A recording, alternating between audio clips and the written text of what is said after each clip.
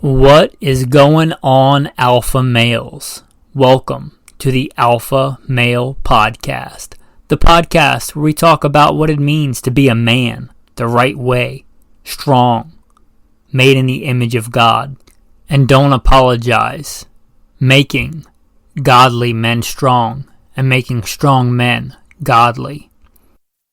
Today, a somber topic, but I think one that needs to be addressed. If you listen to Alpha Male Podcast, you're not into survival, into preparedness, into watching and being ready, maybe give this one a shot anyway. I promise no tinfoil hat, conspiracy theory type stuff. Just common sense. For we are all strangers and pilgrims on the earth. So when is a good time to make your pilgrimage somewhere else? That's what we're going to talk about today. If you've listened to more than one episode, meaning this is not your first episode of Alpha Male Podcast, I'd appreciate it if you subscribed and left a review. It's a free way, monetarily anyway, for you to support the podcast, and it would be greatly appreciated. A lot of apps have some stars you can scroll down and hit whatever stars, or actually writing a review is even better.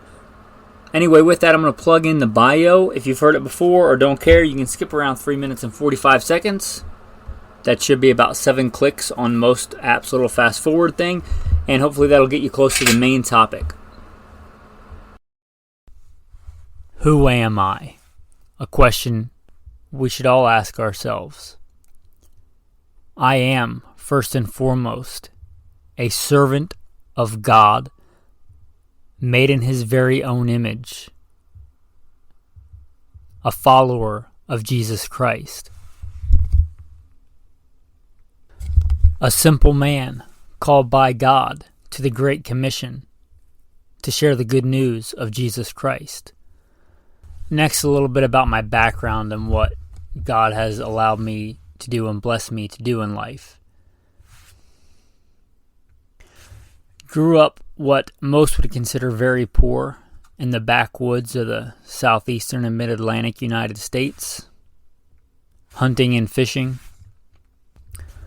Joined the Marine Corps at 17. Did a couple of combat tours in Iraq. So a decorated Marine Corps combat veteran. Infantry assaultman. After the combat tours, I was an urban warfare instructor for the United States Marine Corps under Mojave Viper. I also served in the U.S. Army, both full-time and part-time National Guard. Also a veteran of law enforcement. I served with LAPD. I was a sworn peace officer, a cop for LAPD. I worked regular patrol assignments and more specialized assignments. One of those more specialized assignments was warrant service, fugitive recovery. Also had some other law enforcement roles. I am an FBI certified firearms instructor and been certified by another 3-letter government agency in a lot of firearms and training things. I've also been a private contractor, worked in the private sector, pertaining to tactics and gunfighting and protecting America from enemies foreign and domestic. I served as the commander of a tactical team to stop active shooters in a large metropolitan area. That was our primary mission, to stop active shooters, which sadly are a thing in America today. I've also been blessed to do quite a bit of competition shooting. Started my first formal competitions even before joining the Marine Corps at 17. I had won more shooting competitions than I can remember. I have competed in all manner of disciplines in shooting. I've been blessed to be a state rifle and pistol champion, West Coast regional champion. Like I said, been blessed to win more shooting competitions than I can remember. Mentioned hunting. I've hunted to put meat on the table starting when I was a child. I've also been a professional big game hunter and guide, hunting and slaying all manner of beast. And I don't apologize for that. Humbled to be the host of 3 podcasts: Simple Man Sermons, Alpha Male Podcast, and Gunfighter Life. Obviously, as things not mentioned, I've been blessed to do many other things. But, again, first and foremost, I'm a servant of God, a believer and follower of the Bible, the Word, Jesus Christ. And I don't apologize for that. With that, let's transition into today's topic. So if you don't know, if you're not a regular listener, my wife and I live semi-nomadically, neo-pioneering, whatever you want to call it. We live mobily. We both can pretty much work from anywhere, praise God for that. So we travel around. Also, you should probably know we actually had to bug out twice this past year, because we were in Arizona and we had to bug out because of the wildfires. Like literally emergency evacuation orders given, we literally bugged out. There's a whole episodes on that called Bug Out Actual if you want to listen. Anyway, that's a little bit of backstory I think is germane to today's topic, in that we were recently on a road trip again.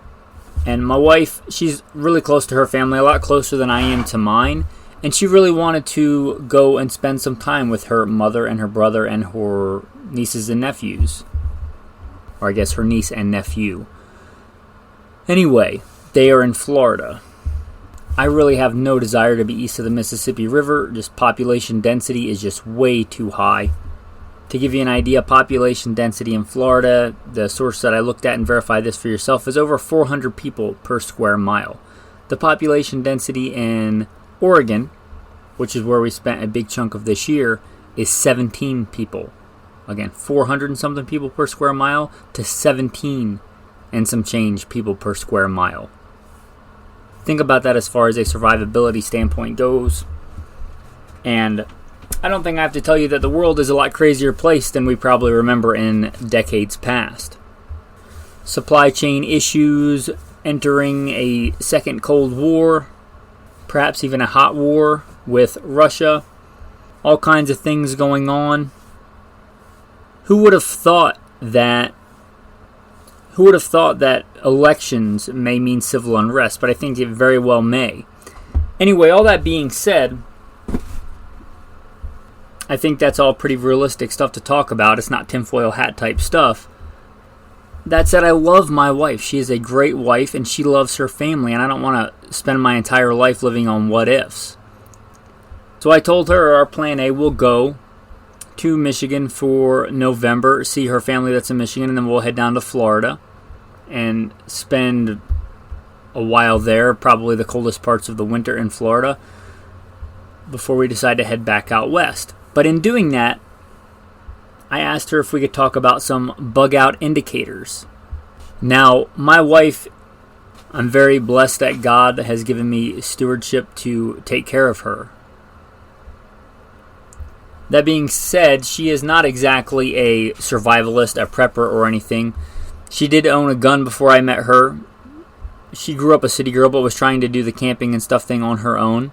If you listen, you know that we live big chunks of our existence now off-grid. Again, doing the kind of neo-pioneering kind of lifestyle. That being said, she is very intelligent.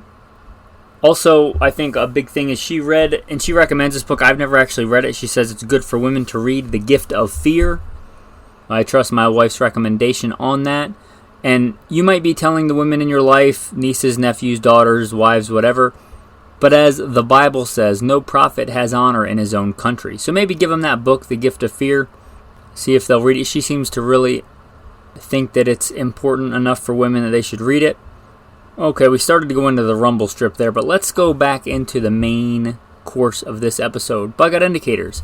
I told her we should sit down and come up with some actual bug out indicators where if these things happen, we get out of Florida. We go west of the Mississippi. There are very few places east of the Mississippi that might be quasi-decent. The very uninhabited parts of Maine. Yeah, that's really all I can come up with for now. Anyway, I think very rational things we settled on for bug out indicators. And I was talking to the Patreon group this morning. We talk pretty much every day except Sabbath, I rest. But the Patrons, we talk to each other and help each other. Iron sharpens iron. They actually helped me quite a bit yesterday with the podcasts. I shared the bug out indicators with them. They seem to like them, so I sincerely thank everybody that helps out the podcast in that way. And you should thank them too for a lot of stuff, and partially, and for encouraging and uplifting to get this podcast episode out. Anyway, without any more delay, let's get into what we talked about for bug out indicators. The first one, we talked about gas prices, right? Because we have to get back across the country. Now, I was actually quite a bit more conservative than my wife on this one. She said if gas hits $7 a gallon, and I said I think that's pretty likely anyway. I said $15 a gallon. So we settled in the middle at $10 a gallon, meaning if gas gets above $10 a gallon, we'd have enough money to make it across the country. We wouldn't like it, but we could do it. And why is that an indicator? Because if gas gets that high, most things get shipped at some point by gasoline, food, everything else. So prices on a ton of stuff would be going up, which would be very bad for the economy, I think. And I'm not an economist, but think about that for yourself. Be circumspect. Use common sense. So if gas gets that high, that's a bigger indicator of other things. That's why this is called a bug out indication list. But gas getting that high, and I don't think that's very unrealistic. If gas gets, we settle on $10 a gallon, you might want to make a different rule. But if gas gets above $10 a gallon, that's a decent bug out indicator. The other one is supply chain disruption. And I'm talking major supply chain disruption. Do your own research and verify about the diesel situation right now and about the rail worker situation going on. And it could be neither one of those things. It could be any number of things that interrupt the supply chain. But the inability to easily get basic items. I'm not talking about toilet paper like in COVID, right? I'm talking about actual supply chain disruption at more than a very local level. You know, we're going to Florida. Obviously, if there's a big hurricane, you might not be able to get stuff for a week. That's not what we're talking about. We're talking about at least regional supply chain disruption of basic staple goods and services. I'm talking eggs, milk, bread, the basics. Again, I'm not talking about toilet paper. I'm not talking about the Bed Bath & Beyond, if that's still a store from back when I used to go to malls and stuff. If they don't have your cucumber, lime, lavender lotion. I'm talking about basic necessity things. And you can make that list for you. We just come up with a real basic classic one is eggs, milk, bread. You might throw on there flour, sugar, things like that. But if things get really hard to get, meaning like you can't just expect to go to Walmart or go to Winco or go to Kroger, wherever your locality is, right? You can't just expect to go in there and get bread. Or you have to wait in line to get bread. Or you have to go at a certain time of the week to get bread. That's a bug out indicator for us. And I think a pretty reasonable one that we've settled on. You know, we touched on in another episode, why are cities liberal? The fact that cities are consumers. Stuff is produced out in the country. If there are supply chain issues where stuff produced elsewhere can't be brought into cities and you're in a city, you either have to have a massive stockpile of stuff or hope that it's a very short-term disruption, or you have to leave. And I didn't come up with this. I got this from Viking Preparedness, someone that I'm a patron to. But he says the two things that'll get you after a disaster, and I think he's right on with this, starvation and people behaving badly. And if you're in a city or in a high population area, there's supply chain disruptions, there's probably going to be both. Starvation and people behaving badly. They kind of feed off of each other, right? Anyway, with that, we'll move into the next bug out indicator, because I think that's a nice segue. Civil unrest.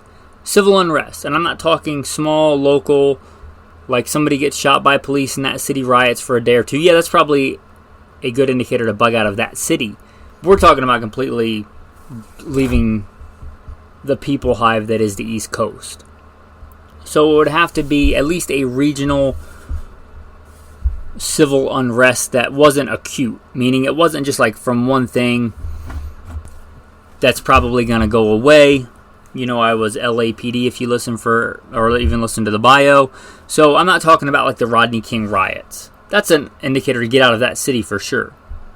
I'm not even talking about like the George Floyd riots where it was a lot of cities throughout the country, but it was an acute thing. I'm talking about widespread, endemic situation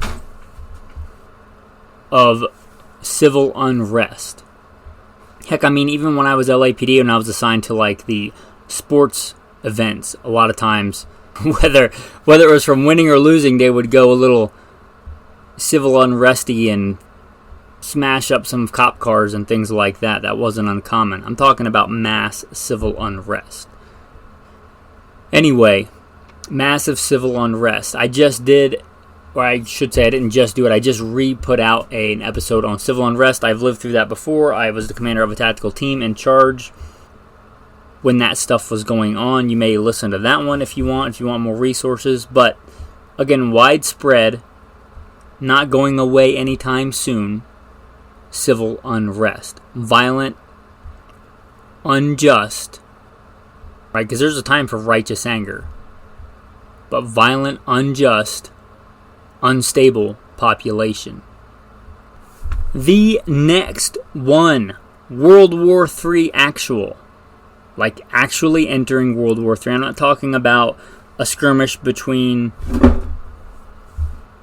Russia and Ukraine. I'm talking about it escalates and NATO joins or a bunch of other countries join.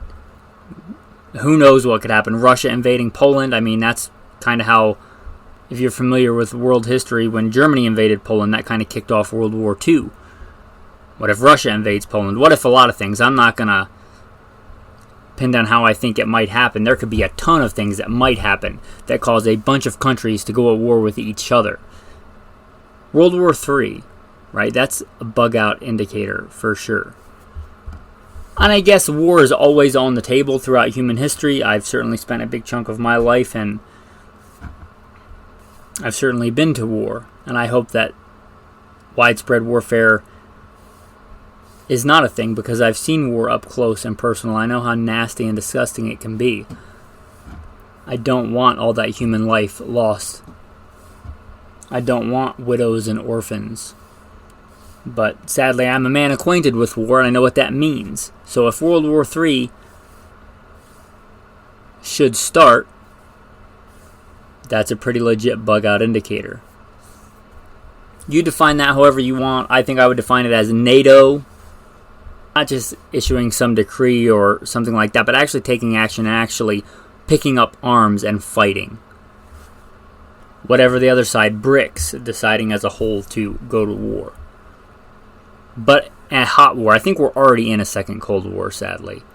For a long time, it seemed like we were getting along a little bit better with the Russians. Now, not so much.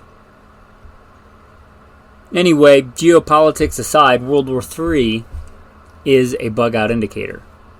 And hindsight is 2020. Some may look back, who knows, in 20 years and decide that at this point we're already in World War III. I'm talking about a clear indication in the present that we are in a world war. The last one is very somber, but any city in the U.S. getting nuked. That's a pretty cut and dry bug-out indicator. I don't think I have to expound on that, right? If a city in the U.S. gets nuked, even if we don't know who it is, that's a bug-out indicator right there, right? Now, if Russia decides to go full scorched earth on us, bugging out is a bad option. The whole point of bugging out versus bugging in is one dramatically increases your survival options. When do you bug out? When it's more likely the bugging out is going to have you survive, right? If you're a survivalist, that's somebody that is specialized in surviving. So you bug out when it gives you a greater chance of survival. If a U.S. city gets nuked, and you're not immediately in the fallout area, because then you got to bug in, right? And if Russia or China decides to nuke the U.S., they're probably going to nuke a bunch of cities, in which case we got to bug in for a while because of radiation and fallout. But if one, let's say D.C., gets nuked, then we bug out. Although I'd hate to be east of the Mississippi River if a bunch of U.S. cities did get nuked. If you don't know, nuclear fallout almost always goes from west to east, and there's a lot more targets on the East Coast. But anyway, if that happens, we're on the East Coast, and there's mass cities being targeted, we got to bug in because we have to wait for that fallout and stuff to go away. I've done a whole episode on radiation, nuclear war, and you. Again, another resource if you wanted to understand how radiation works. We are, again, I think pretty clearly in a second Cold War, so you may want to get reacquainted with those old civil defense films and how radiation works. The myths, the truth, the time duration, things that actually work and don't work. Anyway, those are the bug out indicators for my wife and I will go over them pretty succinctly right now. Gas over $10 a gallon. Food shortage of basic items, not toilet paper. Civil unrest more than local, and more than an acute situation. World War III actual. NATO or many other countries joining. And then finally, any city in the U.S. getting nuked. So those are our bug out indicators. If I missed one or you think you have a better one, I'd love to know about it. You can contact me via goodshepherdtraining.com, or you can leave it in a review so everybody can see it. There's a bunch of other shows we've done on prepping and preparedness and food storage and water and preserving meat, all kinds of things. Go back and check those out. This is just strictly bug out indicators. This is not how to bug out. Again, there's other resources for that. Even on this channel, there's guns for civil unrest. There's all kinds of resources on here. But this is about bug out indicators. When do you bug out? And that doesn't mean you live your life in fear, right? Do I sound afraid? I have actually bugged out before. I have been to war a couple times. I don't take any credit for my being able to speak to you right now. All that I have is by God's leave, meaning by God's grace. He allows me to. It's by His permission, by His divine providence. Are not 2 sparrows sold for a copper coin, yet not one of them? And yet, not one of them falls to the ground apart from your Father. But even the hairs of your head are all counted. Do not fear. You are more valuable than a great number of sparrows. Now, I guess we could count that as a tactical verse of the day. In closing, I may say another one or two, I'm not sure. But I haven't yet given you the tactical tip of the day. Now, an ounce of prevention is better than a pound of cure. We've all heard that little colloquial saying. And that certainly rings true here. You don't want to get exposed to radiation. I think that goes without saying, at least not high doses of radiation. You get exposed to doses of radiation every day. Just by being on the surface of the earth and the sun. You absorb some amount of radiation every day. But massive doses are bad. I don't think I have to explain that. But there is something cheap and simple that can help remove radiation. And no, it's not potassium iodate like you might be thinking. That helps get radiation out of your thyroid. I do have some. I do keep it in the center console. I'm talking about pectin. The same kind of pectin you get if you're making jam or jellies or something like that. Jam or jelly usually will have pectin in it, obviously. But you can just buy straight pectin. And it's super cheap. It lasts a long time. You can put it in your pantry and hopefully you never need it for that purpose. But pectin does help get radiation out of the body. Other sources, if you don't have straight pectin, if you know how to find wild currants, if you listen, you know that my wife and I are into foraging and getting our own wild food quite a bit. But currants, just find the currants. They're a good thing to know how to find and eat anyway. They're quite good. I don't know if all apple juice, depending on how it's processed, but apple juice can have pectin in it. Anyway, that's your tactical tip of the day. Now, some may theologically disagree with me, bugging out and being prepared and things like that. I want to be clear, I 100% believe that God provides, and my God supplies all my needs. I also know faith without works is dead. Think about this. God 100% certainly saved Noah and a remnant from total destruction of the earth. He saved them, yes. Did God build them an ark? Negative. Noah had to build the ark, right? He had to get his hands dirty. He had to prepare. He had to get ready. And he had to bug out with his family. God told him to watch and be ready, told him something was coming. God certainly took care of him. God certainly could have destroyed him too. But he had to build the ark. He had to get his hands. Well, let's just say he had to do stuff. And let's not forget about Paul, who wrote a big chunk of the New Testament. A mighty man of God. A great evangelist. He was shipwrecked. He was beaten. He was stoned. He had to bug out many times, flee for his life. Now that I'm thinking about that, David also, he had to flee. Even though he was anointed to be king, he had to flee for his life and hide in caves. If that's not bug out actual, I don't know what is. Anyway, in closing, thanks for listening and have a blessed day.